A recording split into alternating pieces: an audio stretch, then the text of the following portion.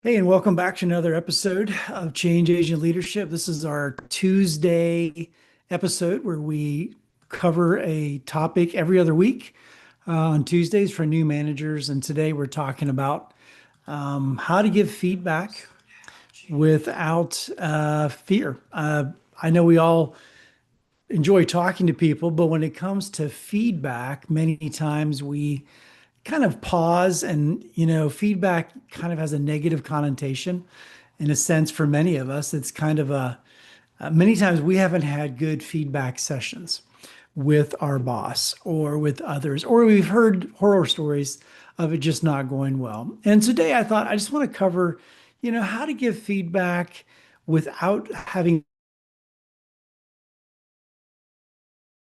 fear or anxiety. Now, granted, it depends on who you're talking to, obviously, and how serious the situation is.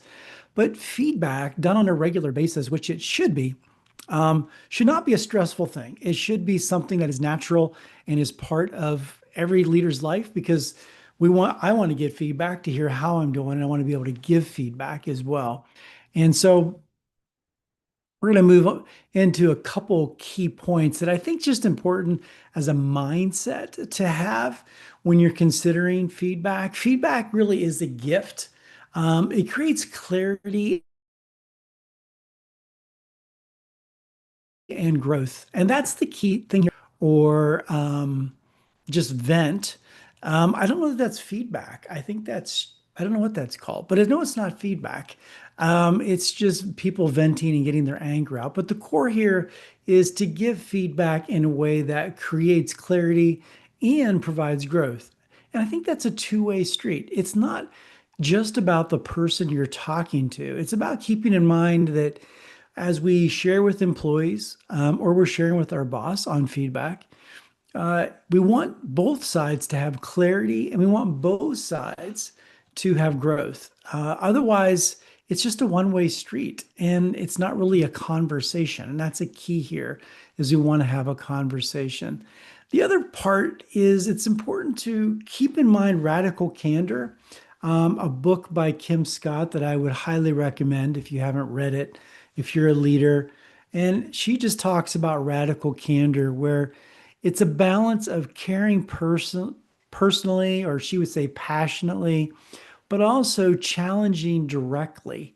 And then she used the four quadrants in her book. We're not going to go into detail. I believe I've done a podcast on that. If not, I should.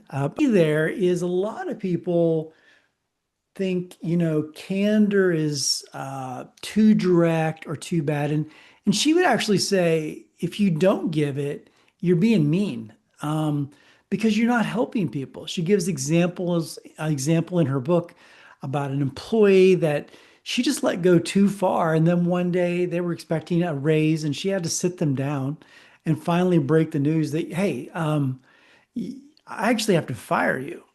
And they were so devastated and upset. And their question was, well, how long ago did you know that?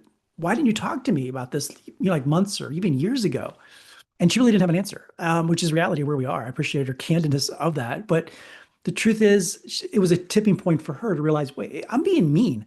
If Jonathan is not meeting expectations and I'm her employee and she's not talking to me about those problems so that I have a chance to improve or not improve, maybe I won't. But again, it is about caring personally and challenging directly. And I think the key there is if you go extreme on either one of those, it leads to micromanaging, it leads to bad bosses because you can care so much that you just don't talk about the topic, or you challenge so directly that there's no compassion there. It's just you suck and you need to get better. You may be thinking that, but saying it is not usually the best way to go. And so it really is balancing it out and finding a middle ground. And then the third one here is targeting behaviors, not personality. I made this mistake several times when I was a new leader. there were issues with behaviors, but I was more irritated with the personality or their style or just their, I don't know. I guess there's lots of reasons I gave excuses, but I actually leaned in sometimes to the personality issues. And that's like Jello. I mean, you can't, I remember them pushing back and asking me questions. And at the end, I'm sitting here thinking, those are all valid questions. I just am mad at you because you're not performing and you're irritating me. And I realized, why am I not dealing with the behaviors, which is perform measurable results, KPIs that you're not hitting versus, yeah, you've done the same thing 16 times and I didn't document it. Shame on me, but I'm not going to say that to you. So let me chew you out. It's that type. That's an over exaggeration, but so we want to remember those three things kind of as our baseline as we talk about how to give feedback that's direct. And so some key ideas here when you're giving feedback is share how receiving your growth. And so I just encourage you to think about that is how has receiving feedback shaped your growth? And that is actually something you can share with your employee, which is, and I'll grant this is not the first conversation. This is not maybe the last. If they're getting terminated, obviously, that's not helpful. But if you're in a process of development and you're working with somebody, I would encourage you to think through how has receiving great feedback shaped your growth? I think you could also answer the question, how has bad feedback shaped your growth? And I will say for me, I've learned from both. Um, I've learned some from really good leaders, and I've learned almost even more at times from some really bad leaders. Like, man, I don't want to model that. And so I think, something to think about here as you're in leadership. I mean, this weekly Tuesday meeting is for new leaders and managers, but it's true for all of us. We're all learning and developing. Think through how receiving great feedback shaped your growth. Well, what would that look like ideally? Maybe it involves picking up the book Radical Candor and actually reading it and understanding, well, what would it actually look like for me to give feedback that's radical, direct, but is caring and, if you will, loving, in a sense, show some grace there. So this is just, again, we're trying to move forward in this. And it's about remembering that feedback is a gift, using radical candor and then targeting behavior. It's going to be on YouTube. Go in there. I'd love to hear from you a comment on this, but think through, if you don't, you're not going to grow. So think through, share how receiving great feedback shaped your growth. And then how are you doing that? So, how are you emulating that? Or how are you modeling that?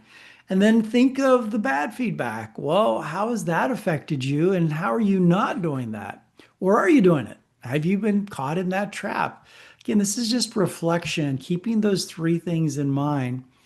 Another thing to ask yourself is why. This is, so I'd ask you, why do you hesitate to give feedback? You can see my cheat sheet notes here, which is, many times it's out of fear or lack of skill. And I'm not sure on the fear side if it's because of afraid of saying the wrong thing and not knowing how to react. I think that's legit. Um, but I do know that if you're going to hesitate out of fear, there are ways to work on that. And one way to work on that is to work with a trusted person. So, another manager, if you're going to give feedback and you think it's going to be difficult, what role play it with somebody. Personally, I love role playing. Um, with myself, with situations with others, because I love to, it gives me time to think because I like, hey, you can throw curves at me, like ask questions, what's going on? So have a trusted person, have somebody you can work with to give feedback to. So that's one way to overcome the fear. The other thing is when you have a bad, possibly feedback, people don't then process it. So I'd encourage you take the time and process. So what didn't go great, and why do you think it didn't go great? And if you would have changed anything, what would you have changed? And what could have been a different outcome if you had changed that? Again, this is all coaching questions I'm giving you. But again, this is where you want to dive into those questions because otherwise you're going to do the same thing again. I do it. If I don't process it, I'm going to do the same thing again. And then the other area is, kind of lack of skill. It kind of ties into that, but it actually is different. Many leaders, managers have never been trained on good communication because they've never seen it modeled. And so, yeah, again, what does that look like? Well, you can pick up some really good books and learn what it looks like. You can read, that's going to give you some example. Again, this book, Radical Candor, is a good one. Um, there's others, Safe People is a good book. I mean, I could list a lot of books. I can put some in the show notes there, but there's different ways to process that and to think about how to grow. So, lack of skill, I think you just need to, we all need to identify that we haven't arrived. And so, how do we get better? And one way is to hire a coach. One way is to go to, oh my gosh, I lost the name of it. But there's groups that you can join. They're free. I think they're free, like maybe $10. I don't know. But it's toasting something. Anyway, you can get up and you can talk and they can help you share. It's that repetition of talking. It just helps doing that. And then the third one is explore how language changes impact and tone. You know, um, it's picking up on the cues. I think that's the key here versus it's just talking and they're not talking back. It's about dialogue. And so explore what are things that you can say or do. So do with your posture, in other words, to engagement. If they're just sitting there looking at you, and they're a direct report and you're looking for feedback, you can touch on that at the moment. I do. I like, hey, what's going on? Because many times in feedback, I do want to say this. I've had to pause the feedback because that's not actually the real conversation that needs to take place. The real conversation that needs to take place is why are you shutting down right now? Why are you closing down? And why there seems to be some animosity, whatever it is, you fill in the blank, but what are you picking up on? And gently calling that out and drawing them into the conversation is huge. It really does allow for dialogue and growth at those times because otherwise you're just plowing through a review or whatever it is, a feedback session, and then you're moving on. So if it's a to do, mission accomplished, but it's not going to actually improve the person. If you want to build the relationships, improve the culture, and what's happening with your team, it's really about pushing in and having those conversations. So another what reason I have this on here is using language when you're seeing something. It's like I noticed that I noticed for the last week, you appear to have come in late, or I noticed that you do this, or you always. Um, Whatever it is, you need to find your way to ask the questions that get a result. So it's not a one size fits all. And many times for me, I go a different direction than the two on the screen. It's like, hey, tell me about what's going on with you and work right now. How are you feeling engaged in work? And usually they'll give a basic answer, but then it's like, okay, so you are you enjoying being here? Is this a great place to work? And then there's a little bit of a flag usually goes off, like, why are you asking me these questions? And usually it's tied to a performance thing. Like, well, I've noticed or I've seen. So it's not that I lead with this, but it is one of those follow-up questions. So I hope those are helpful. Discussion ideas for you after this video. I'd encourage you to pause even right now and think through, again, what What great feedback has helped you or bad feedback, and what have you grown from that? Why leaders hesitate to give feedback? I think it's out of fear, or skill. Which is it for you? Maybe it's a third thing, but what is it? Identify it so you can move on. And then the last one, explore how language changes impact and tone. Explore that. Understand how are you coming across? I've done several videos on interviews and how to interview well. This is a great example. If you're going to give feedback to somebody or review or whatever it is, record yourself. Set up your phone, turn it on, and just talk into it as if that person is who you're talking to, and then watch it. It'll be interesting the eye contact you make or don't make, the way you sit, the way you do. You'll pick. You don't realize some of the things that you do. It's not about fixing all of those, but if you can address a major one, I don't know whatever that is, it'll help move you forward. Just a couple ways to apply this. Number one, what makes giving feedback hardest for you? Again, I talked about this. Is it fear or conflict, or is it not knowing what to say? Is it you fill in the blank? So apply that this week. If you don't take the time, then just being honest, you're wasting your time on this video because you're just watching something and you need to apply it. Number two, how could radical candor shift the way you deliver a message? Again, it's about balancing what you need directly, but also compassionately. And it is a formula. It is something to do. But if you don't are not intentional, it's not going to happen. So a challenge this week, give one piece of clear behavior focused feedback to somebody on your team, that you feel needs it or is ready to receive it. Practice, work on it, and then think about the last feedback you got. Was it clear? Behavior focused feedback. If not, how can you work with your boss or whoever's giving you that feedback so that it is clear? You can simply ask questions. Hey, I'm not quite understanding what are I understand. Is this what you're saying? Or tell me more. You can ask clarifying questions in a very respectful, but yet wanting to understand way.